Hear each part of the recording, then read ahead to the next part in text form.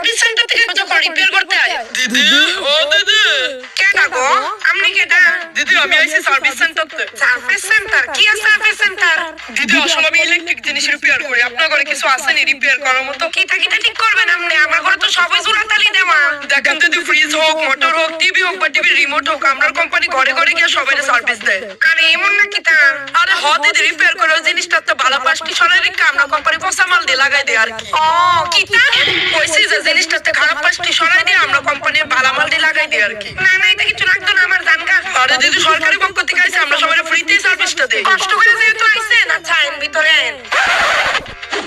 আচ্ছা, তো আপনি কইতাছেন 2 বছর যাবত টিভি রিমোটটা কাজ করে না, ব্যাটারিও চেঞ্জ করছে, মাদারবোর্ডের সমস্যা হইতে পারে বুঝছেন। আচ্ছা আপনি আগে একলা জ্বলেন তো আমার লিগা। কিটা ওহন আবার জলান থেকে যাইতাম আমি আরে দিদি, আশ্চর্য ব্যাপার, 10 বাড়ি ঘুরে ঘুরে এই গলা তো কাঠ হইবই না। না না এইসব সিন আমি অনেক টিভির মধ্যে দেখি।